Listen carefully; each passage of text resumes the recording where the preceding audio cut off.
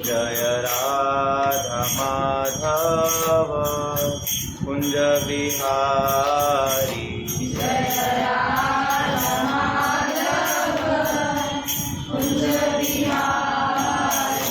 श्री गरुड़ पुराण की। ठाकुर श्री राधा वृंदावन चंद्रजू भगवान। अतः 10वां अध्याय। पक्षीराज गरुड़ ने भगवान नारायण से पूछा, हे प्रभु, लोकोत्तरोपयोगी यानी पारलौकिक कृत्यों को संपन्न करके पुण्यात्मा प्राणी स्वर्ग को प्राप्त कर लेते हैं, तब उनके पार्थिव शरीर का दाह संस्कार किस प्रकार हो? यदि मृत व्यक्ति की पत्नी भी उसके साथ सती हो जाए तो इसका क्या फल प्राप्त होता है? कृपया यह भी हमें सुना दीजिए। भगवान बोले, हे गरुड़, मैं बताता हूँ इसका श्रवण करो। इनके पालन करने से पुत्र पौत्र आदि पितृगण से ऋण मुक्त होकर के उत्तम गति को प्राप्त करते हैं। जिस पुत्र ने दाह संस्कार आदि कृत्य शास्त्रोक्त विधि से पूरे किए हैं, उसे केवल दाह आदि कृत्य करने से ही उसे अग्निहोष्टम यज्ञ का फल प्राप्त हो जाता है। दाह आदि कृत्य संपूर्ण पता क्या होते हैं?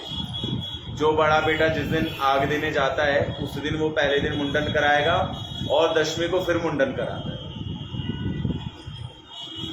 लेकिन आजकल क्या होता है, 10वीं को ही मुंडन होता है। और 10वीं में भी आजकल क्या होता है कि घर के बड़े सर मुंडा लेते हैं, बच्चे सर नहीं मुंडाते। ये दोष है, मुंडाना चाहिए, सब मुंडाना चाहिए। भगवान बोले, उसे अग्निहोष्टम यज्ञ का फल प्राप्त होता है। शास्त्रोक्त विधि से इन कृत्यों को करने के बाद अन्य किसी दान धर्म की आवश्यकता नहीं होती। अतएव पिता के शरीर त्याग करने के पश्चात पुत्र को शोक मुक्त होकर के अपने बंधु बांधवों सहित पाप शमशानार्थ मुंडन कर्म अवश्य ही कराना चाहिए। देखो इसमें भी आगे ना बात, जाते ही पुत्र को पहले मुंडन कराना चाहिए।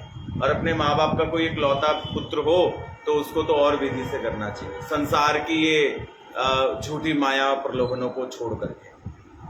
जो पुत्रगण माता पिता की मृत्यु के बाद मरणोपरांत मुंडन कर्म नहीं करते, उनके माता पिता को सदगति नहीं प्राप्त होती। बताओ, ये भी बात है। मरणोत्तर मुंडन कर्म संभोगी बंधु बांधव सहित अवश्य ही कराएं।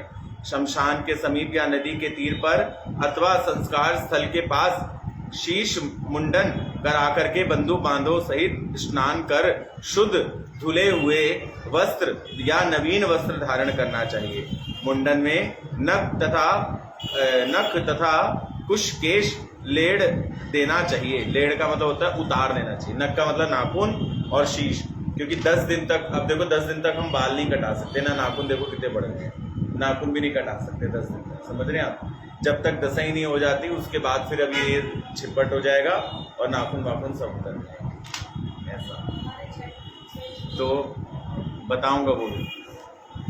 लेड़ देना चाहिए। स्वच्छ जल या जो शुद्ध जल प्राप्त हो उससे शव को स्नान कराना चाहिए। यदि संभव हो तो साधारण जल में यमुना या गंगा जल का मिलाव कर शव को स्नान कराएं। पुनः शव पर चंदन लेपन करें या शुद्धकृत पुष्पमाल पहनाकर गंगा की रेणुका अथवा मृतिका का लेपन करें। समझे? रेणुका मतलब क्या होता है? मिट्टी, रज। और हमारे यहाँ पे क्या है, तिलक करने से अच्छा कि गोपियों के गोपी चंदन से तिलक कर दो। भगवान कहते हैं जिसके मस्तक पर गोपी चंदन की रज मेड़ी हुई होती है वो कितना पापी हो, मरने के बाद वो सीधे भगवान के वैकुंठ में जाएगा। तो सबसे अच्छा क्या, कोई मरते ही उसके पूरे शरीर पे 12 तिलक लगा दो और तिलक लगाने के बाद उसके यहाँ पे लिख दो राधे राधे हरे कृष्ण महामंत्र छाती पे लिख दो, हाथों पे राम राम कृष्ण कृष्ण उसके पूरे गोपी चंदन से लिख दो। अंतिम श्रृंगार है ये। अब माता लोगों को काम भी तो देखना होता है इसलिए लोग नहीं करने देते, लेकिन करना चाहिए। अंतिम क्रिया है। अंतिम क्रिया का मतलब इसके बाद इससे कुछ लेना देना नहीं है, खत्म। शव को आपाद मस्तक नवीन वस्त्र से ढककर तथा आपाद पाद का मतलब समझते हैं आप लोग, ये तो समझते होंगे, जिसमें सर से लेकर के पैर का चरण तक नजर ना आए, उसको कहते हैं आपाद पाद तक ढक देना चाहिए। समझ गए? यानी ब्रह्मरंध्र से लेकर के पैर तक पूरा कवर, उसको बोलते हैं कफन का कपड़ा, लंबा चौड़ा होता है ना। कहाँ गया? मस्तक न ढक देना चाहिए। सहित स्वयं के तथा मृतक के नाम का उच्चारण करते हुए उसके निमित्त सदशिणा पिंडदान करना चाहिए। प्राणी के मृत स्थान में शव के नाम से पिंडदान द्वारा पृथ्वी तथा पृथ्वी के अधिष्ठान देवतागण प्रसन्न होते हैं। शव के 5 रूप के नाम से भी पिंडदान करें, क्योंकि शव द्वारा देश में पंथ रूप ही होता है। इस पिंडदान से शव को भूत प्रेत आदि बंधन ग्रस्त का दुर्गसित ग्रस्त नहीं होता। यानी आपने देखा होगा जब कोई मर जाता है उसके पास 5 पिंड रखे जाते हैं, लेकिन आजकल लोग क्या करते हैं, वो पिंड किसके बनाते हैं, आटे के, है ना। लेकिन शास्त्रों में आटों का नहीं बनता, चावल का बनता है। लेकिन पब्लिक इतनी मूर्ख है आजकल, अब ऐसी बात मैं नहीं बोल सकता लाइव पे भी, लेकिन लोग इतने घटिया हो चुके हैं आजकल कि एक भी व्यक्ति के पास इतना समय नहीं कि चलो चावल बना करके और उसके पिंड काले तिल उसमें मिला के उसके पिंड बना दें। पंडित जी भी आजकल के ऐसे ही पैसा कमाने के चक्कर में बोलते हैं आटा रख दो, आटा गूंथ लो, आटे का पिंड बना दो। जबकि उनसे पूछा जाए शास्त्रों में, इसमें भी कहाँ लिखा है, गरुड़ पुराण तो मेन है ना, इसमें भी चावल का पिंड है। तो इसलिए आटा रखा तो भूत प्रेत बनोगे, इसलिए आटा नहीं रखना, क्या रखना, चावल का पिंड धारण करा। इसके चावल से, चावल का आटा हो तो और अच्छी बात है, लेकिन आजकल चावल का आटा रखता कौन, समझ रहे। अब दुकान पे पता नहीं कोई खरीदता है कि नहीं खरीदता। चावल का आटा मिले तो और अच्छी बात है, नहीं तो चावल घर में उबालो पटपट और झटपट झटपट बना करके रख दो। हम लोग महाशमशान में थे ना माता, जब हम लोग कामाख्या में, तो वहाँ हम लोग देखते थे जो भूत प्रेत बन जाते हैं ना जो लोग, फिर घर में आकर के घर को सताने लगते हैं, तो उन लोगों का पिंडदान होता था कैसे, तो उन लोगों को चावल बनाया जाता था आधा किलो 3 किलो, और उसके 7 पिंड 11 पिंड 21 पिंड बना करके तो काले तिल मिला के दान किए जाते, तो उसका कल्याण होता। मैंने मतलब आपसे देखा, अभी तो दिल्ली वाले करते हैं कि चावल का आटा लेकर के करते हैं, वो भी ठीक है, चावल तो है कम से कम, तो इसलिए, लेकिन अब क्या कहें, लोग नहीं मानते। ये वीडियो सबको शेयर करना आगे, ताकि सब लोग सुन के सही सही जानकारी प्राप्त करें, है ना। आगे आया, इसके पश्चात मृत व्यक्ति को ज्येष्ठ पुत्र बंधु सहित समस्त पुत्र बंधु प्रदक्षिणा करें तथा शव का पूजन कर माल्यार्पण करें। शव का पूजन का मतलब ये नहीं कि धूप दीप लेकर के उसकी आरती की जय रामलला आके शुरू हो जाओ, खाली प्रदक्षिणा की जाती है 3 बार 7 बार 4 बार, और उसके बाद बस प्रदक्षिणा करके प्रणाम किया जाता है। कुछ दक्षिणा रखी जाती है जो महापात्र ब्राह्मण उठा लेता है, उसके अलावा और कुछ नहीं।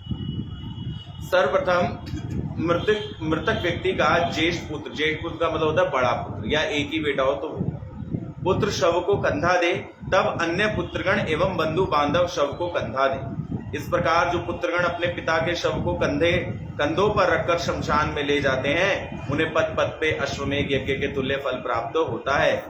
बाल्यावस्था में पिता अपने पुत्र को कंधे पर पीठ पर चढ़ाकर जो बाल्य प्रेम और स्नेह प्रदान करते हुए उसका लालन पालन करता है, वह ऋण रूप में पुत्र में स्थित रहता है। अच्छा, इस ऋण से मुक्त होने के लिए पुत्र मातृपितृ के शव को कंधे पर लेकर शमशान में जाता है।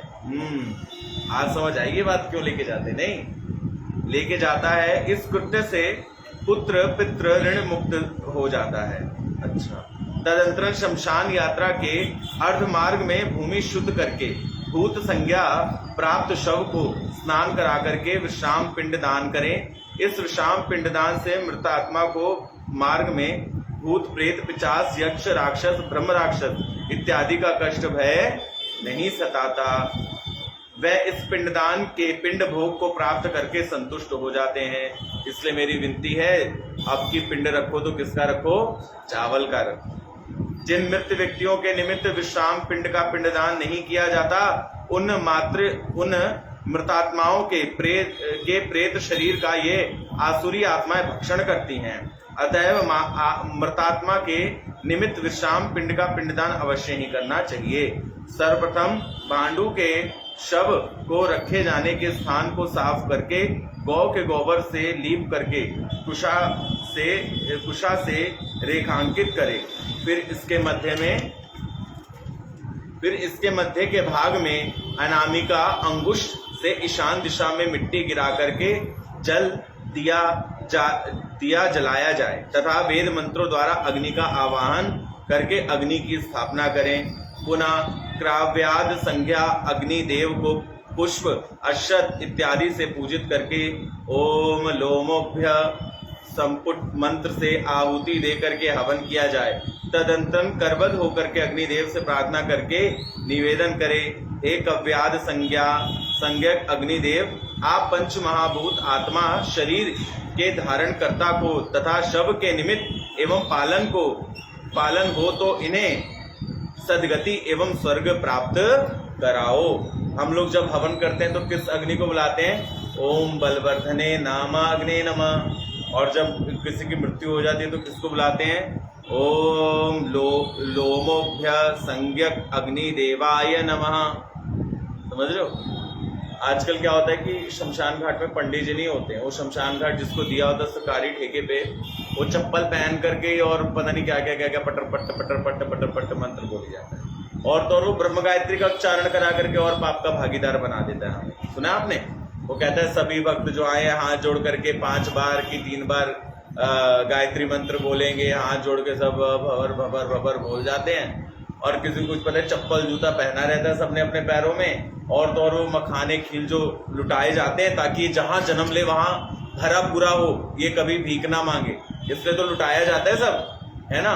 तो वो दे देते हैं वापस हाथ में, ये लो जी आपके मृतक का प्रसाद है, लो जी। शरीर का जिसको छूने के बाद स्नान करना उसका भी प्रसाद होता है क्या? क्या मूर्खता है। प्रसाद किसका बनता है ये तो पहले सुन लो।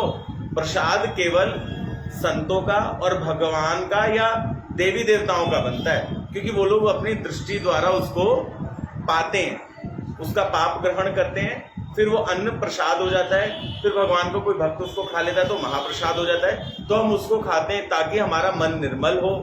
लेकिन जो आत्मा शरीर अचेत अवस्था में पड़ा है, जिसको अब कुछ नहीं हो सकता है ना, वो कैसे भोग लगाएगा और उसका प्रसाद कैसे हो सकता है?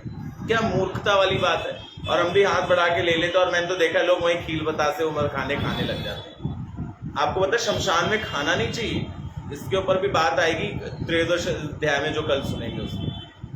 शमशान में खाने से दोष लगता है। हम लोग शमशान जाते हैं तो शमशान से आने के बाद फिर हमें अपना जनेऊ बदलना पड़ता है, स्नान करना पड़ता है, कुछ अंग के बाल को काट के गिराना पड़ता है, ताकि वहां पर जो अतृप्त प्रेत आत्माएं घूम रही हो वो हमें ना लगे। अब लोग बोलते हैं प्रभु जी प्रेत आत्मा कैसे होती है? प्रेत आत्मा का मतलब होता है अकारण ही हमारे शरीर के अंदर गुस्सा, क्रोध उत्पन्न होने लगना, काम उत्पन्न होने लगना, कुछ खाया पिया शरीर में ना लगना, कुछ कह देने पर वो गलत नेगेटिव चीजें होने लग जाना, घर में वाद विवाद शुरू हो जाना, शरीर में लाख इलाज करा लेने के बाद भी रोगग्रस्त शरीर बने रहना। तो समझ जाना चाहिए हमारे साथ कोई ना कोई एक नकारात्मक ऊर्जा घूम रही है। और भी कई इसके कारण होते हैं। प्रेत आत्मा वाले नहीं कोई ऐसे चुड़ैल आगे बाल लटका करके और हाथ पांव हिलाती लंबे लंबे आ जाएगी, ना ना, पहले बात को समझना चाहिए फिर उस पर उंगली, क्योंकि हर एक चीज क्या है? एनर्जी। हर एक शरीर, हर एक चीज क्या है? शक्ति, है ना। तो हर एक शक्ति सकारात्मक भी है ऊर्जा और नकारात्मक ऊर्जा भी है।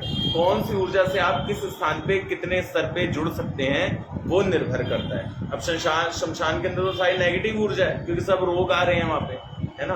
तो वहां पे सात्विक कोई देवी देवता तो आपके संग चलेगा नहीं, ये बात है। तो इसलिए शमशान में जाकर के कुछ भी खाना पीना नहीं चाहिए, गले नहीं लगना चाहिए, खाना पीना नहीं चाहिए, गले नहीं लगना चाहिए, वहां पे सोना नहीं चाहिए, पादुका धारण नहीं करना चाहिए, वहां पे जिसके मृतक अगर साथ में नहीं हुआ है तो वहां से आते वस्त्र बदलने चाहिए, आचमन करना चाहिए, पदी करना, पदी का मतलब होता है पैर से लेकर सर के बाल तक को धुलना चाहिए, समझ रहे हो।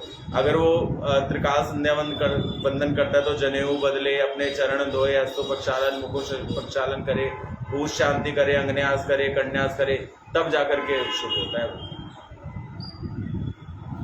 समझ रहे हैं। इसलिए आजकल सबके घर घर में विवाद छिड़े हुए हैं, छोटी छोटी बात पे तुनक जाता है आदमी, ये बात है। चलो छोड़ो, मुझे क्या लेना देना। जो माने उसका भला, जो माने ना माने उसका भी भला भगवान करें, क्यों। तो आगे आया, अग्निदेव का पूजन एवं निवेदन करके चंदन, तुलसी, पीपल इत्यादि की लकड़ियों से चिता निर्मित करे। पुनः मृतात्मा का नाम गोत्र उच्चारण कर उसके शव को चिता पर रखे तथा प्रथम पिंड का दान चिता में करे तथा द्वितीय पिंड को शव के हाथ में रखे, भगवान बोले, हे गरुड़, यह पिंडदान प्रेत के नाम से किया जाता है तथा सपिंडी श्राद्ध से पूर्व प्रेत के निमित्त जो कुछ भी करे वह प्रेत के नाम से ही किया जाए। प्रेत कल्प के ज्ञाता आचार्यों का कथन है कि कृत्य कर्ता शव नाम से पिंडदान करे अथवा शव नाम से पिंड शव के हाथ पर रख दे अथवा इन समस्त कृत्यों में प्रेत संज्ञा से ही पिंडदान करे। यह मत मंतांतर है। शव नाम का मतलब समझते हैं आप लोग? जैसे मरने वाले का नाम है अंकुश, तो वो अंकुश नाम नहीं लेगा, वो शव बोलेगा और क्या बोलेगा, उसका गोत्र बोल करके उसको अर्पण करेगा, उसका अपना नाम नहीं लेगा। समझ रहे हो? ये बात हम कई बार शास्त्रों की भाषा समझ नहीं पाते, इसलिए मैं तथापि इस विधान से शव दी आहुति में 5 पिंड का पिंडदान किया जाता है। जिस शव में निमित्त पिंडदान नहीं किया जाता है उसे मृतात्मा के प्रेत शरीर का अथवा शव का मांस राक्षस पिशाच आदि भक्षण करके अंतिम क्रिया को अशुद्ध कर देते हैं। इसलिए आप देखोगे अंतिम क्रिया में कई लोगों के हाथ उठ जाता है, उनका धड़ उठ के बैठ जाता है, पैर ऊपर हो जाता है, सर अपने आप, शरीर अपने आप देखना जलते जलते पट पट पट पट पट करके पट पट पट फटने लगता है। देखा आप लोगों ने?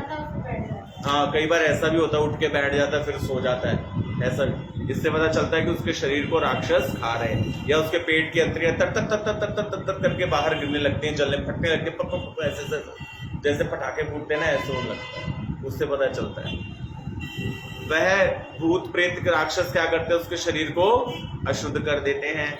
इस विधि से प्रेत के निमित्त 5 पिंडदान करके चिता में अग्नि से जो हवन किया जाता है उस अग्नि को तृणा इत्यादि से उद्दीप्त करें। यदि पंचांग योग न हो तो पुत्र पिता का दाह संस्कार करे। पंचांग योग में मरने वाले व्यक्ति को सदगति प्राप्त नहीं होती। ये भी बहुत बड़ी बात है। जो पंचांग को मरता है ना, वो घर में से 5 लोगों को लेकर के मरता है। पता है आपको ये बात?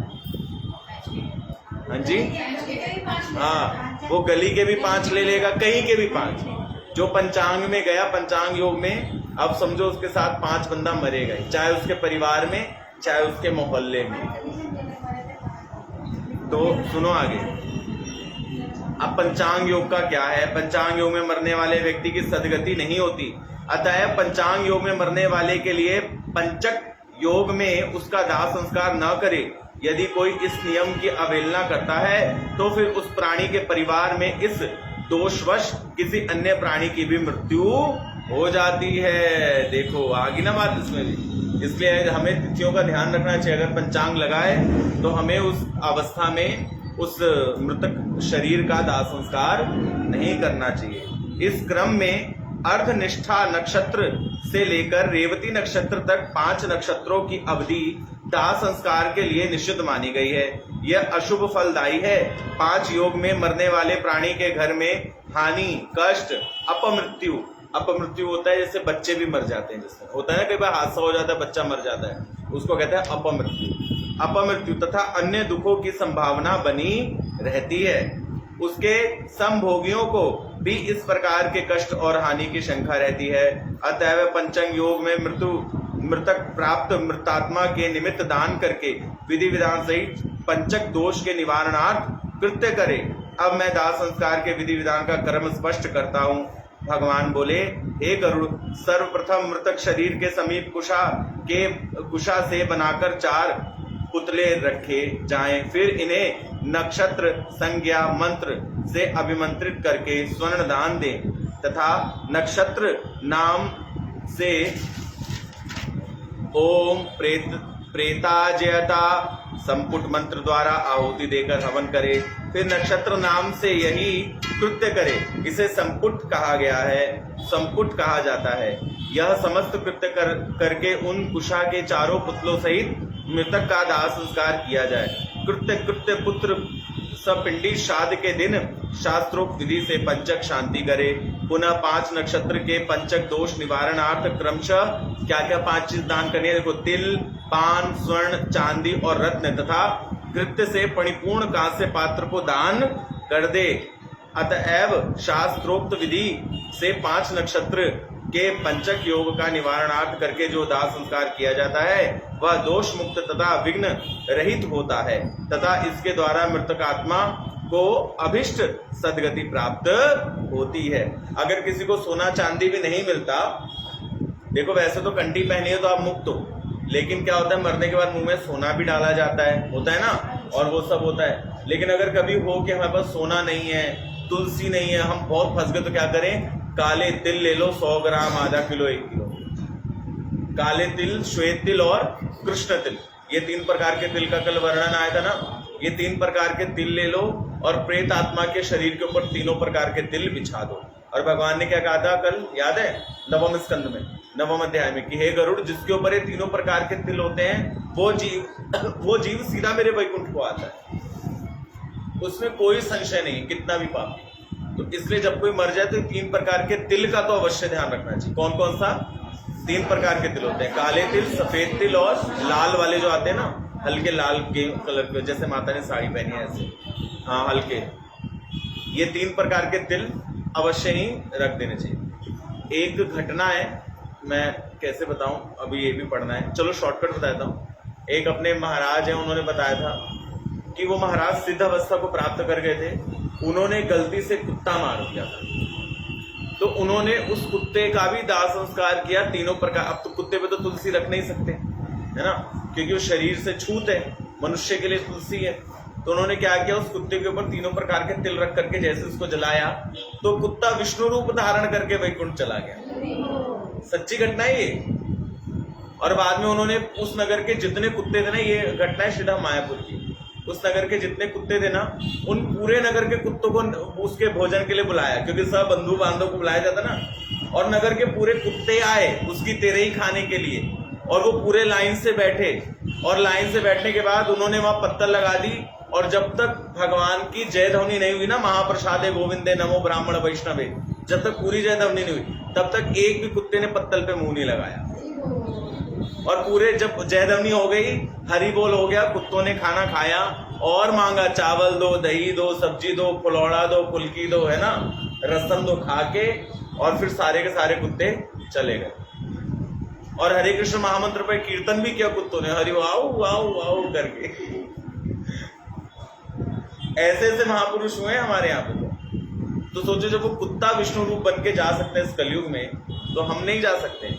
इसलिए मृतक व्यक्ति पे तुलसी, गंगा जल, ये तो स्वर्ण, ये तो उत्तम है, लेकिन 3 प्रकार के तिल भी जो भगवान के शरीर से निमृत हुए हैं, उसको भी अवश्य ही धारण करना चाहिए। आगे भगवान कहते हैं, इस प्रकार दाह संस्कार का विधान बताया गया है। यदि कोई पतिव्रता स्त्री पति के साथ ही स्वर्ग गमन की कामना करे, तो उसे पति की मृत्यु के पश्चात स्नान करके शुभ वस्त्र धारण करे, रोली, केसर आदि से अपने शरीर को सुवासित करे तथा षोडश श्रृंगार करे, नेत्रों में अंजन कर, उत्तम आभूषण धारण कर, ब्राह्मणों को दान देकर तथा आत्मीय जनों को भी यथा योग्य दान दे करके अपने गुरु को प्रणाम करके मंदिर में पूजन करे, श्री विष्णु मंदिर में जाकर भगवान को प्रणाम करे, अपने पुनः प्रयोग के समस्त आभूषण अलंकार इत्यादि भगवान विष्णु को अर्पित करके तथा हाथ में श्रीफल यानी कि नारियल धारण कर लोक लाज मोह तथा शोक त्याग कर शमशान में गमन करे। शमशान में सूर्य देव तथा मृत पति की चिता को नमस्कार कर तथा चिता की प्रदक्षिणा करके पुष्प शैया रूपी चिता पर आरूढ़ होकर के पति के शव को अपने अंग में शयन कराए। इसके पश्चात हाथ में धारण किए हुए श्रीफल को किसी अन्य प्रिय सहेली अथवा आत्मीय को देकर के अग्नि द्वारा दहन की अनुमति प्रदान करे। तत्पश्चात सती स्त्री उस शवाग्नि को गंगा जी के समान पवित्र मान पति शव सहित सशरीर दहन करे। किंतु गर्भवती स्त्री इस प्रकार के सती धर्म का पालन न करे, वह गर्भस्थ शिशु को जन्म देकर उसका उचित रूप से पालन पोषण करने के बाद ही सती धर्म का पालन करे। जो पतिव्रता स्त्री सती स्त्री इस व्रत इस प्रकार पति शव के साथ अग्नि दहन को प्राप्त करती है, अग्नि उस स्त्री को आत्मा को पीड़ित नहीं करती, मात्र उसके पार्थिव शरीर का दहन करती है।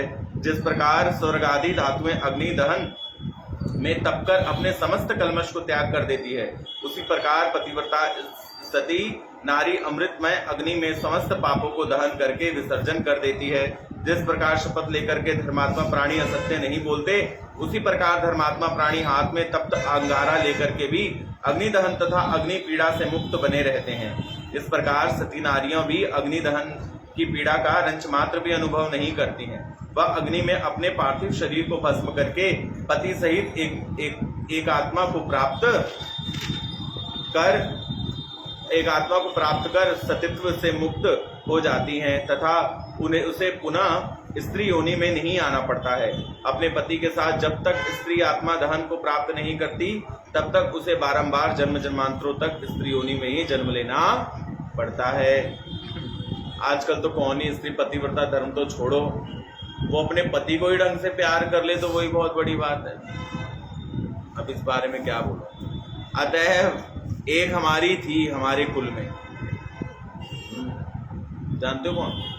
महारानी राजराजेश्वरी पद्मावती, जिसके ऊपर किसी पापी की नजर पड़ी तो अपने साथ 16,000 रानियों के साथ आग में कूद गई। और यहाँ पे एक बुड्ढा ऑडी लेकर के खड़ा हो जाए तो 16 साल की लड़की उस ऑडी में बैठने के लिए तड़फड़ा जाएगी। अब मैं आगे तो क्या ही बोलूं, नहीं। और खुद को कहती है मैं दुर्गा हूं। दुर्गा तू चंडाल, क्या बोलूं, दुर्गा हूं।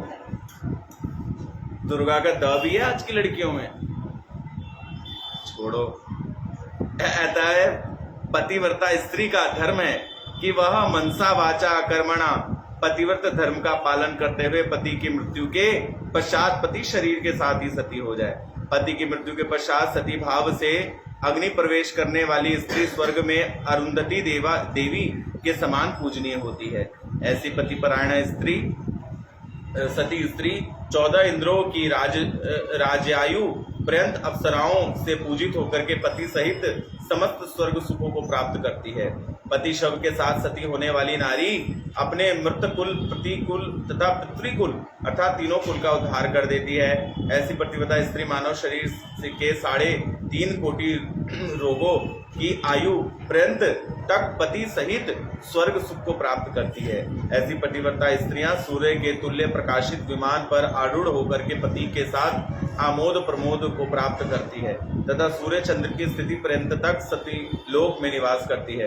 पुनः ऐसी पतिव्रता स्त्री भूलोक में स्वेच्छा से उत्तम धन्य धान्य संपन्न कुल में जन्म लेकर पति सहित समस्त सुखों को प्राप्त कर अंतकाल तक निवास करती है। जो स्त्री अग्निदहन के क्षणिक दुख से भयभीत होकर के सती धर्म से विमुख हो जाती हैं, वह मंदभाग्या अनेक जन्मों तक पति वियोग से दुखों को सहन करती हुई पति वियोग अग्नि में दग्ध होती है। अतः पतिव्रत स्त्री पति को के शव रूप मान करके पति शव सहित अग्निदहा करे को प्राप्त करके सती धर्म का पालन करे, यही पतिव्रत का धर्म एवं महत्व का विधान है। श्री गरुड़ पुराण की। हे गरुड़, यदि स्त्री सती न हो तो फिर उसे शव का दाह संस्कार इस विधि से करना चाहिए कि पार्थिव शरीर के अर्ध संपूर्ण अग्नि दहन के पश्चात शव के शरीर का स्फोटन अर्थात कपाल क्रिया करे। आजकल तो कपाल क्रिया सबके साथ ही करने लग जाते। हाँ, कोई स्त्री मरी है कपाल क्रिया, बच्चा मरा है कपाल क्रिया, बुढ़ा मरा है कपाल क्रिया। लेकिन कपाल क्रिया करना किस लिए, ये तो सुन लो पहले। कपाल क्रिया होता है माता जी, जो प्रमरंद होता है ना, आप लोगों ने देखा कपाल क्रिया, ये होता है ना, इस पे हल्की सी चोट करते हैं डंडे से, जो अर्थी बन के जाता है उससे, उसको बोलते हैं कपाल क्रिया। समझ गए? लेकिन ये उसके लिए किया जाता है, जैसे ऐसी बात नहीं कहनी चाहिए लेकिन सुन लो, सुनने के, जैसे कोई स्त्री विधवा हो गई, उसके पति को ले जाया जा रहा है जलाने के लिए, तो बस उसके पति को किया जाएगा और किसी के साथ कपाल क्रिया नहीं की जाती। लेकिन आजकल ये कपाल क्रिया सबके साथ की जाती है, जबकि इसका विधान नहीं। भगवान ने क्या कहा, अगर वह सती ना हो रही हो अपने पति के साथ, वो और भक्ति करना चाहती है इस संसार में, है ना, तो उसको क्या करना चाहिए? भगवान ने कहा पश्चात शरीर जलने के पश्चात शव के शरीर को स्फोटन करे अर्थात कपाल क्रिया करे। लेकिन कौन करे? सिर्फ जो विधवा हुई है ना, उसके बच्चे, और किसी के शरीर को नहीं करना है। क्या बोले हम? यदि मृतक ग्रस्त हो तो कष्ट से, तथा यदि वह सती सन्यासी हो तो श्रीफल से उस मृतक की कपाल क्रिया करे। समझ गए? मृतक के ब्रह्मरंध्र का भेदन करके पुत्र उसके ऊपर मंत्रों से घृत की आहुति दे, इससे उसे पितृलोक प्राप्त होता है। अब ये कपाल क्रिया ना ज्यादा पंजाबियों में होता है, सरदारों में, है ना? नहीं, मैं बता रहा हूँ होता है। इसका रीजन पता है क्या आपको? इसका कारण है, जब मुगलों से लड़ाई हो रही थी ना, तो उस समय पे ये सिक्खे बहुत लड़ रहे थे। हिंदू भी लड़ते, हिंदू ही तो है ना? हिंदू ही तो थे जो लड़ते थे। तो ये कौम में जा करके लड़ते थे, तो उसमें जब लड़ते थे तो कितनी ही स्त्रियां विधवा हो रही, तो उस समय सभी के लिए कपाल क्रिया की जाती है ना? तो जब क्रिया की जाती थी, उसी क्रिया को देख करके कुप्रथा चालू कर दी गई कि कपाल क्रिया तो सबके लिए, लेकिन ऐसा विधान नहीं, ये सिर्फ किसी लिमिटेड लोगों के लिए, सबके लिए नहीं है। आगे आया, कृत की आहुति दे। क्रिया करता कहे, ले अग्निदेव, आप याज्ञिक द्वारा उत्पन्न हुए हैं तथा आपके द्वारा इस मानव शरीर को स्वर्ग प्राप्त हो तथा स्थूल काया आपका हविष्य को अतएव इस हविष्य द्वारा प्रज्वलित हो। इस प्रकार तिल मिश्रित शुद्ध घृत सहित मंत्र आहुति देकर उच्च स्वर से मृतात्मा के निमित्त रोदन करने से उसे अर्थात उसके प्रेत रूप को सुख मिलता है। मृत शव के दाह के पश्चात उसके कुल की स्त्रियां तथा पुत्र गण स्नान करके केवल नाम मात्र का उच्चारण करके तिल द्वारा तिलांजलि दें तथा नीम के पत्र का प्राशन यानी नीम के पत्तों को दांत और जीभ से स्पर्श कराएं। घर आकर के करते हैं ना नीम के पत्तों को, और लोहोखंड को छूते हैं, ठीक है। कर मृतक के गुणा शील तथा यश का परस्पर दर्पण करे। दर्पण का मतलब बात करे कि कितने अच्छे थे ये, वो है ना। तत्पश्चात शमशान से आई हुई स्त्रियां एकत्रित होकर समूह में गृह प्रस्थान करे। स्त्रियों के बाद पुरुष प्रस्थान कर घर आए। घर आकर पुनः स्नान करके शुद्ध वस्त्र धारण कर गौ को गौ ग्रास दे तथा पत्तों की थाली अर्थात पत्रावली में आहार ग्रहण करे। प्रथम दिन का यह भोजन अपने घर के अन्न का न हो।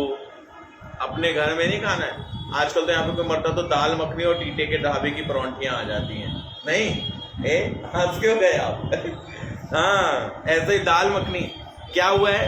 अरे मेरे पापा गुजर गए, तो दाल मखनी किस खुशी में खिला रहे हो? आजकल तो लोग ये भी देखते हैं, सामने लाश पड़ी और लोग देखते हैं चाय पानी का इंतजाम नहीं है, फैंटा फुंटा पिलाओ। मैं एक लेक्चर सुन रहा था, उसमें आया था, वो कह रही हाय मैं मर जाऊंगी तो मेरा क्या होगा? तो बोले कुछ नहीं होगा, तुम मर जाओगी और तुम्हारे परिवार वाले बैठ करके मस्त चाय पियेंगे। नहीं, अड़ोसी पड़ोसी और चाय बढ़िया अदरक वाली बना करके सुबह सुबह ले आएंगे नींद खुलने के लिए। चलो चलो रो मत लो, फैंटा पियो। फैंटा गर्मी में फैंटा? चलो सच कह रहा हूं, ये यही है दुनिया, क्या बोले।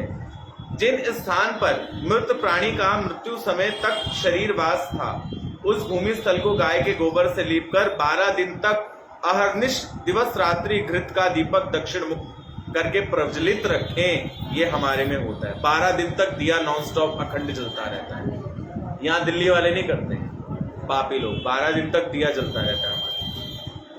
भगवान बोले, हे गरुड़, सूर्यास्त के पश्चात शमशान भूमि में अथवा चौराहे पर या किसी पीपल के वृक्ष की शाखा पर किसी कोरे मिट्टी के पात्र में दूध या शुद्ध जल भर करके संध्या काल में 3 दिन तक नियम पूर्वक रखे। पुनः कच्चे मिट्टी के पात्र में दूध तथा जल भर कर रज्जु या डोर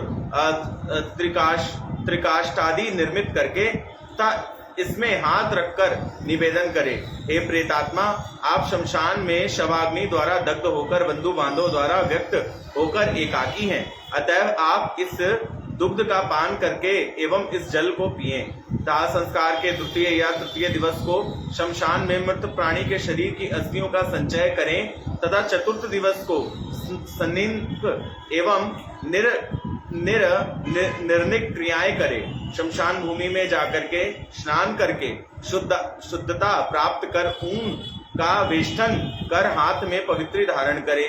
तत्पश्चात मृतक का पुत्र अथवा संस्कार करता शमशान स्थितों को उड़द से यमावता मंत्र से बलिदान अर्पित करे तथा 3 बार प्रदक्षिणा करे। भगवान बोले, हे गरुड़, चिता में दूध छिड़ककर तथा जल से शवाग्नि को शांत करके चिता मृतक से मृतक की अस्थियों को एकत्रित करे। ये हमारे गांव में होता है। यहाँ तो पानी भी नहीं डालते, ऐसे खाली डंडे से वो कर देते हैं। हमारे गांव में दूध भी छिड़का जाता है और जल भी छिड़का जाता है, मृतात्मा धोते हैं, हड्डियों को भी धोते हैं। यहाँ नहीं करता,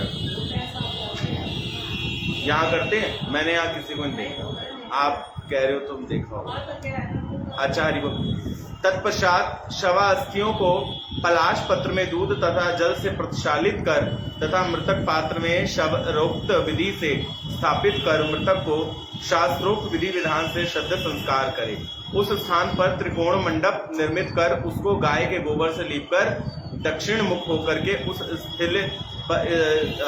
स्थंडिल पर 3 दिशाओं में 3 पिंडदान करे तथा चिता की भस्म को एकत्रित करके उस पर मेपाडुका स्थापित करके शव भस्म में ढेर पर आच्छादित जल सहित एक घाट स्थापित किया जाए। चावल को दधी घृत सहित परिपाक करके प्रेत के निमित्त शास्त्रोक्त विधि सहित बलि दे तथा उत्तर दिशा में, ये बलि देने का मतलब नहीं कि मार दो, बलि देने का मतलब मत समझना, बलि का मतलब होता है कि प्रदान करना। बलि वैश्व करते हैं ना, बलि का मतलब ये मत समझना कि कोई चीज मारने को कह रहे हैं। भगवान कह रहे हैं कि चावल को घी में अच्छे से पका के उसमें दही मिक्स करके और प्रेत आत्मा को अर्पण करो, उसको कहते हैं बलि वैश्व। बलि का मतलब नहीं कि बकरा मुर्गा वहां पे चढ़ाना है। मूर्ख है ना, संस्कृत तो पढ़ी नहीं आजकल लोगों ने, तो संस्कृत पढ़ी तो सोचते हैं बलि बलि। भगवान कह रहे हैं वहां बलि। अब कुछ कोई मेरी वीडियो सुन के इसको क्लिप काट के ना डाल दे कि देखो ये क्या कह रहे हैं। तो क्या है, बलि का मतलब अर्पण करना। संस्कृत पहले पढ़ो फिर संस्कृत के अर्थ को जानो। ऐसी माता के आगे बलि दिए चले जाते हैं लोग फालतू, पहले पढ़ना चाहिए तब उस चीज को समझना चाहिए। तथा उत्तर दिशा में 15 पद प्रमाण एक गड्ढा खोदकर उसमें एक गरुड़ मृत प्राणी के अस्थि पात्र को स्थापित किया जाए। इस पर एक पिंडदान करने से प्रेत की दाह पीड़ा समाप्त हो जाती है। पुनः गड्ढे में स्थित अस्थि पात्र को लेकर अंत्येष्टि क्रिया किस जलाशय के समीप आए, पुनः उस अस्थियों को दुग्ध से प्रक्षालित करे।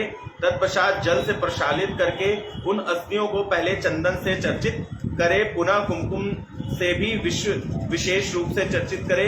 पुनः उन अस्थियों को अस्थि पात्र में धारण कर उनकी परिक्रमा करे। उन्हें प्रणाम करके उनके शरीर पर धारण कर गंगा जी में अस्थियों का विसर्जन कर। फाइनली खत्म। जिस मृतात्मा को अस्थियां दाह संस्कार के 10 दिन की अवधि के भीतर गंगा जी में विसर्जित हो जाती हैं, उसे ब्रह्मलोक प्राप्त हो जाता है तथा उसका पृथ्वी पर पुनरागमन नहीं होता। प्राणियों के अस्थि अवशेष जितने समय तक गंगा जी में स्थित होते हैं उतने समय के सहस्त्र वर्षों तक की अवधि तक उन्हें उन अस्थियों के धारक प्राणी को स्वर्गीय निवास प्राप्त होता है। यही बात मैंने आपको उस दिन बताई। गंगा जी की लहर का स्पर्श करने वाली वायु जब किसी मृतक आत्मा के शरीर का स्पर्श करती है तो उस मृतक प्राणी के अनेक जन्मों के पाप तत्काल दूर हो जाते हैं। प्राचीन काल में राजा भागीरथ ने कठिन तपस्या कर गंगा जी को ब्रह्मलोक से भूलोक पर अवतरण किया था। उन्होंने यह कार्य अपने मृतक पूर्वजों के उद्धार हेतु किया था। श्री गंगा जी का पुण्य प्रताप तीनों लोक में विख्यात है। ऐसी गंगा जी ने राजा सगर के 60,000 पुत्रों को स्वर्गलोक प्राप्त कराया था। वह कपिल मुनि की कोप दृष्टि से भस्म हो गए थे। अपने पूर्व जीवन में यदि कोई व्यक्ति अनेक पाप करके मृत्यु को प्राप्त हुआ हो तो भी यदि उसकी अस्थियां मां गंगा जी में विसर्जित की जाएं तो उसे उसी क्षण स्वर्गलोक प्राप्त हो जाता है। प्राचीन काल में एक व्याघ्र अनेकों जीवों की हत्या करता था। वह महावन में रहता था। एक सिंह ने उस व्याध को मार डाला। तब वो व्याध नरकलोक को जाने लगा। तब उसी समय देव प्रेरणावश व्याध की अस्थियां किसी प्रकार गंगा जी में गिर पड़ी। इससे वह व्याघ्र तत्क्षण विमान में आरूढ़ होकर के स्वर्गलोक को चला गया।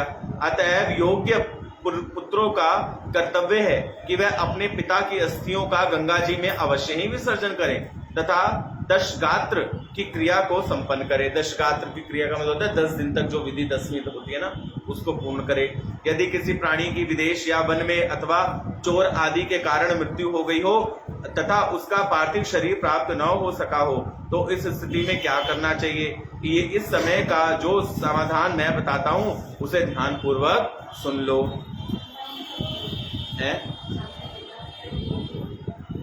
अब वो 1 मिनट इस बात को ध्यान से सुन लो। जैसे भगवान कह रहे हैं कोई विदेश में मर गया, उसका शरीर नहीं मिला, कोई जंगल में मर गया, कोई कहीं मर गया, किसी को रोड पर मार दिया, लाश नहीं मिली, नाले में होता है ना लाश नहीं मिलती, तो क्या करें?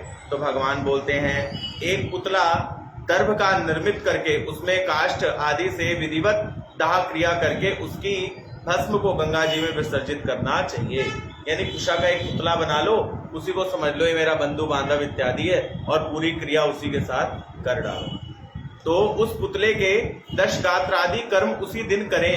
श्राद्ध एवं संवत्सरी में प्राप्त करें। यदि किसी स्त्री की परिपूर्ण गर्भावस्था में मृत्यु हो जाए तो उस स्त्री का पेट चीरकर उसके गर्भस्थ शिशु को तत्काल बाहर निकाल लेना चाहिए। रखने के पश्चात स्त्री का क्रियाक्रम कर देना चाहिए। गंगा तट पर मृत बालक का गंगा जी में ही जल प्रवाह करना चाहिए, यानी बच्चे को जलाना नहीं चाहिए, उसको प्रवाह दे देना चाहिए या गाड़ देना चाहिए। यदि अन्य स्थान पर मृत्यु हुई हो तो शव को 27 माह तक भूमि में गाड़कर रखने के पश्चात उसको निकालकर उसका क्रियाक्रम करने के बाद उसकी अस्थियों को गंगा जल में विसर्जित करना चाहिए तथा जल में परिपूर्ण एक घाट लेकर उसे बालक के निमित्त दान करें तथा एक बालक को भोजन कराएं। गर्भ में ही मृत हो जाने वाले के लिए कोई क्रिया विधान नहीं है। बाल्यावस्था में मृत शिशु के निमित्त दुग्ध दान करना चाहिए। इसके कुछ अधिक आयु में मृतक होने वाले शिशु के निमित्त क्षीर तथा घट का दान करना चाहिए। क्षीर का मतलब होता है खीर, समझ गए, दान करना चाहिए। यदि इससे अधिक अर्थात किशोरावस्था में मृत्यु हुई हो तो मृत प्राणी के समवयस्क बालकों को भोजन अपने घर में बुला करके भोजन कराना चाहिए। यदि 5 वर्ष पश्चात सतव्रतधारी अथवा अव्रत की मृत्यु हो जाए तो उसके निमित्त गुड़ सहित खीर के 10 पिंड दान करें। एकादश तथा द्वादश किए बिना व्रतोत्सर्ग नहीं करना चाहिए तथा महादान किए बिना पौगंड कृत्य नहीं करना चाहिए। पौगंड अवस्था का मतलब होता है मेरी उम्र का व्यक्ति, है ना। यदि उसका पिता जीवित हो तथा पौगंड अवस्था में मृत्यु को प्राप्त करे तो उसके निमित्त पिंडदान कृत्य न करे। एकोदिष्ट श्राद्ध मृत्यु के 12वें दिन करना चाहिए। यदि स्त्री शूद्र आदि के वृत्तादि स्थान में विवाह है तब व्रत पालन के प्रथम सब वर्णों की क्रिया समान है। यह अवस्था प्रमाण के अनुसार कृत्य करे।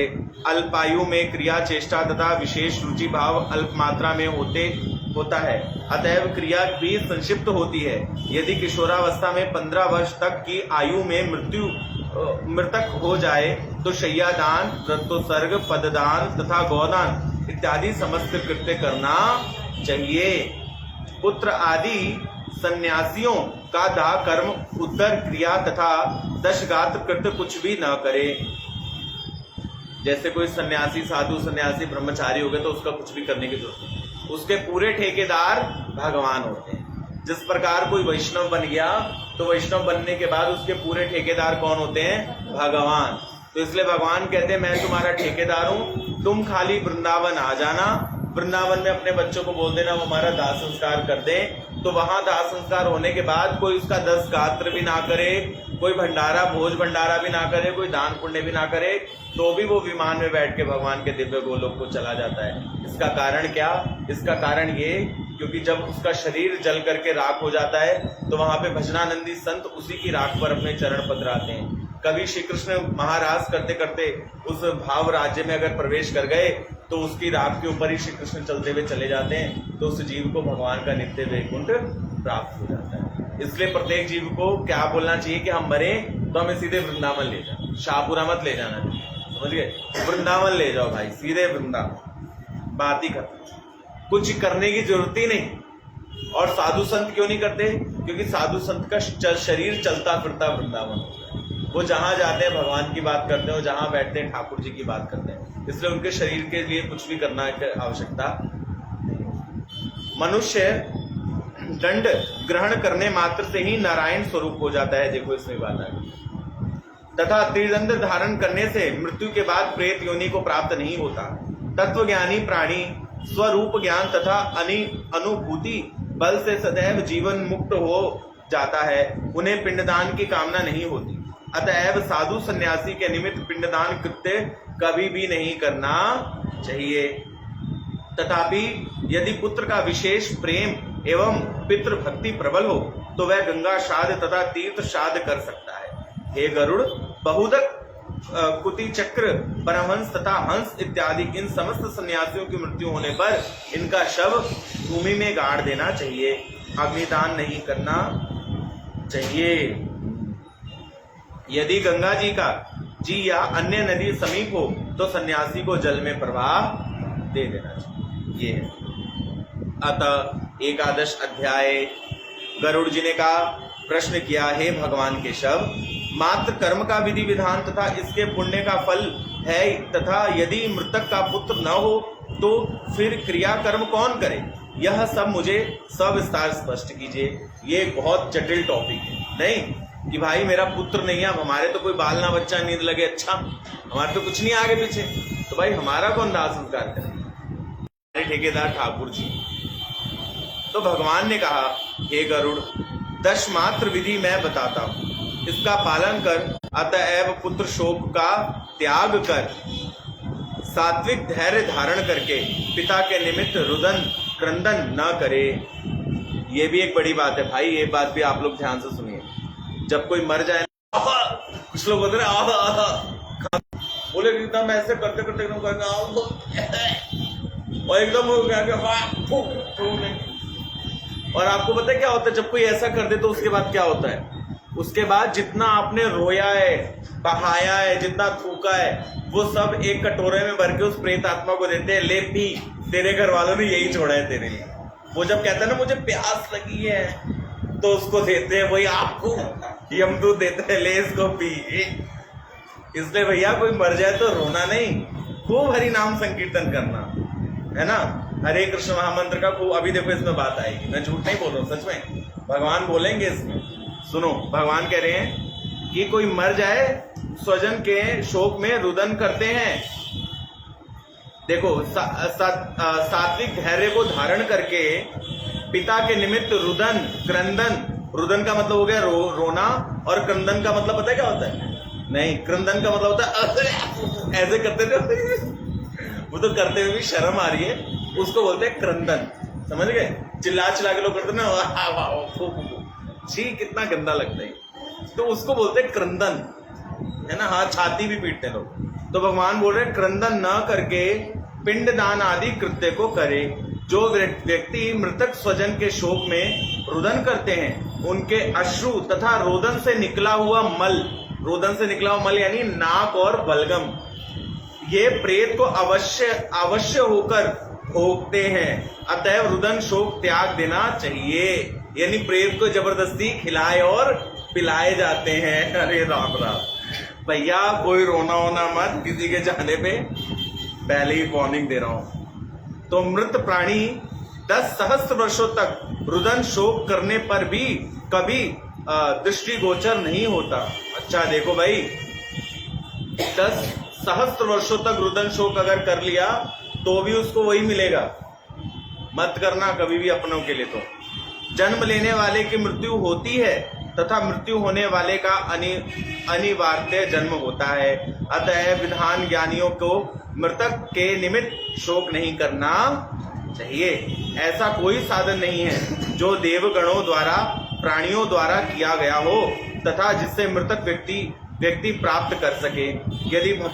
यदि भक्ति व्यतीता निवारण का साधन सुलभ होता हो तो श्री राम, श्री युधिष्ठिर तथा राजा नल इत्यादि कष्ट न भोगते। इस जगत में किसी भी प्राणी के साथ पूर्ण समागम की स्थिति नहीं रहती है। अतएव यह स्व शरीर की स्वतंत्र है तथा यदि इस दशा में स्त्री पुत्र आदि का वियोग प्राप्त होता है तो इसमें कोई आश्चर्य की बात नहीं है।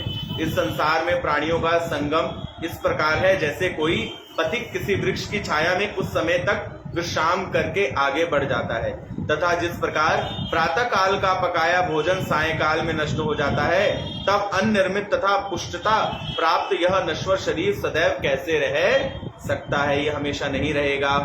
यह सत्य विचार ही दुख की अमोघ औषधि है। अतएव अज्ञानी रूपी शोक को त्याग करके पुत्रगण पिंडदान आदि क्रिया को करें।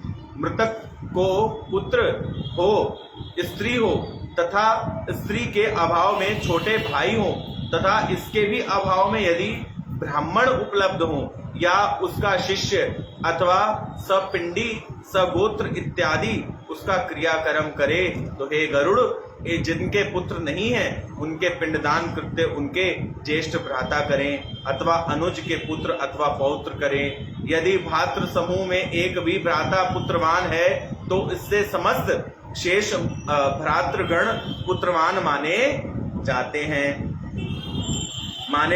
मनु ने मनुस्मृति में यह कहा है, यदि किसी पुरुष के अनेक पत्नियां हो तथा उनमें कोई एक भी यदि पुत्रवती हो तो उसमें उसके द्वारा समस्त पत्नियों के पुत्रवती माना जाता है, ऐसा मनु का कथन है।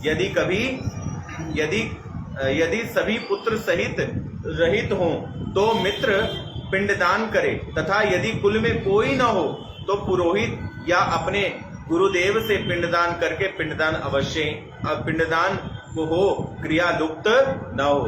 यानी कोई ना हो तो केवल अपने गुरुदेव को ही दान दक्षिणा अर्पण करके यह प्रार्थना कर देनी चाहिए कि मेरे निमित्त आप इस चीज को अर्पण कर दें, तो भी वह भगवान के धाम को प्राप्त करता है। कहा गया, पुरुष तथा स्त्री मित्र का क्रिया कर्म करे, अनाथ व्यक्ति का क्रिया कर्म करने वाले को करोड़ों यज्ञ का फल प्राप्त हो जाता है। हे गरुड़, पिता का दशगात्र पुत्र को करना चाहिए। यदि किसी के ज्येष्ठ पुत्र की मृत्यु हो जाए तो पिता स्तेवश भी उसका क्रियाक्रम न करे। यदि किसी मृतक के अनेक पुत्र हों तथापि उसका दशगात्र सपिंडी श्राद्ध आदि तथा 16 श्राद्ध आदि कृत्य उसका प्रथम पुत्र ही करे। धनाधिक विभक्त होने पर भी पिता के वर्ष भर के समस्त कृत्य ज्येष्ठ पुत्र ही भक्ति तथा स्नेह के साथ करे तथा समस्त वार्षिक श्राद्ध आदि कृत्य अलग ही करना चाहिए। पिता का ज्येष्ठ पुत्र दशगात्र में एक दिन में एक ही समय भोजन करे तथा भूमि शयन करते हुए ईश्वर का ध्यान करते हुए पूर्ण पवित्रता का पालन करता रहे। पृथ्वी की 7 बार परिक्रमा करने से जो पुण्य फल प्राप्त होता है वह पुण्य फल पुत्र को माता पिता की अंतिम क्रिया करने से प्राप्त हो जाता है। दशगात्र से लेकर के महा तक की समस्त क्रियाओं को करने से पुत्र को गंगा श्राद्ध के तुल्य फल प्राप्त होता है। आलस्य तथा प्रमाद रहित होकर के मध्याह्न काल में अमंत्र कूप में, तड़ांग में, उद्यान में, देव मंदिर में अथवा तीर्थ में जाकर स्नान करना चाहिए। गुना शुचि पवित्र होकर के वृक्ष के नीचे दक्षिण विमुख होकर के स्थित वेद निर्मित करे, उसे गौ के गोबर से लीप करके वेदोक्त पर प्रणासन बिछा करके दर्भासन निर्मित एक ब्राह्मण बैठा करके उसकी पादादि से पूजा करके उसे अस्थि इस मंत्र से संपुट से नमस्कार करे। आजकल तो ब्राह्मण को कोई घर में बुला लेते हैं और बिठा दे तो बेचारा बैठ के बचर बच्चे करता रहता है, कोई उसकी पूजा संस्कार कुछ होती है। और यहाँ देखो कितना विधान रखा है, सुन रहे हो कि पीपल के पेड़ हो, वो जब आए तो उसका पैर धुलाओ, उसको चंदन लगाओ, है ना, उसको आसन बिछा करके दो बैठने के लिए। कोई करता है आजकल? वो बेचारे पंडित जी खुद ही आते हैं, खुद ही दिया लगाते हैं, खुद ही पढ़ते हैं। अब वो पढ़ रहा है कि कोई फिल्मी गाना गा रहे, ये भी नहीं पता होता, गा गू को चल देता है। सच्ची कह रहा हूँ मैं, छोड़ो। तो आया पिंडदान स्थान हेतु इसके समीप ही एक रेशमी वस्त्र बिछा करके उस पर पौत्र तथा नामोच्चारण करके पिंडदान करे। यह पिंड अन्न के चावल का निर्मित करें, क्या आया, निर्मित करे तथा इस पर चंदन एवं कनेर के पुष्प चढ़ाए। तांबूल, पुंगीफल, धूप, दीप, नैवेद्य तथा दक्षिणा इत्यादि के पात्र में रख करके इसमें दूध तथा जल एक साथ रखकर हाथ में लेकर के प्रार्थना कर निवेदन करे, मैं यह सामग्री अमुक नामधारी यानी मृतक प्रेत आत्मा को अर्पित करता हूँ, यह वह इसे स्वीकार करे। जो व्यक्ति मृत प्राणियों के निमित्त अन्न, वस्त्र, जल, द्रव्य तथा अन्य पदार्थ प्रेत को संबोधित करके देता है, मृत प्राणी को यह अनंत गुणित रूप में प्राप्त हो जाते हैं। अतः प्रथम दिवस से लेकर के सपिंडी श्राद्ध तक स्त्री पुरुष को प्रेत संबोधित करके ही पिंडदान देना चाहिए। जिस विधि विधान से प्रथम दिन पिंडदान किया जाए उसी विधि विधान से 9 दिन तक पिंडदान करना चाहिए। 9वें दिन मातृक के समगोत्री प्राणी मृतक के स्वर्ग प्राप्ति कामना से तैल भंग करे। समस्त समगोत्री स्त्री पुरुष वन में जाकर के अथवा ग्राम के बाहर पीपल वृक्ष के नीचे स्नान करे तथा लौटते समय हाथ में दुर्वादल एवं धान का लावा लेकर के स्त्रियों को आगे करके सर्वप्रथम मृत प्राणी के घर जाए। वहां जाकर के सभी कहे दुर्वादल सहर्ष आपकी कुल वृद्धि हो तथा धान के लावे के समान आप फले फूले एवं शुभोभित हो। यह कहकर दुर्वादल तथा धान का लावा वहीं छोड़ दें। हे गरुड़, 10वें दिन मृत प्राणी के निमित्त मांस से पिंड न देकर उड़द से पिंड देना चाहिए, क्योंकि कलयुग में मांस से श्राद्ध नहीं होता। 10वें दिन समगोत्रीय सहित समबंधु बांधव मुंडन कराएं तथा मृतक का क्रिया कर्म करने वाला पुत्र भी पुनः मुंडन कराए। देखो पुनः मुंडन की बात आई ना, दोबारा मुंडन होगा 10वें मुंडन कराए। 10 दिन तक मिष्ठान सहित एक ब्राह्मण को भोजन करते हुए उसके समीप करबद्ध होकर के भगवान का ध्यान करते हुए मृतक आत्मा की प्रेत योनि से मुक्ति के लिए प्रार्थना करना चाहिए। अस्थि पुष्प के समान शोभित श्याम वर्ण चतुर्भुज पीताम्बरधारी अभय रूप में भगवान गोविंद को हमारा प्रणाम स्वीकार हो। हे अनंत शंख चक्र गदा पद्मधारी, हे पुंडरीकाक्ष के शव, कृपया प्रेत को मुक्ति प्रदान कीजिए। इस प्रकार प्रार्थना रूप निवेदन करते हुए श्रद्धांतर दिवस 1 तक प्रतिदिन मंत्र सहित स्नान कर गौ को गौग्रास दे करके स्वयं आहार को ग्रहण करना चाहिए। इति 11 अध्याय संपूर्णम। श्री गरुड़ पुराण की जय। श्रीमन्नारायण नारायण नारायण भजमन नारायण नारायण नारायण। यहाँ क्या वर्णन आया कि हम लोगों को आटा देना चाहिए। आज आगे ना क्या देना चाहिए, चावल ही दान करना चाहिए, आटा उटा नहीं दान करना चाहिए। लेकिन खैर चलो, इस वीडियो को ज्यादा से ज्यादा सभी वक्त शेयर करें।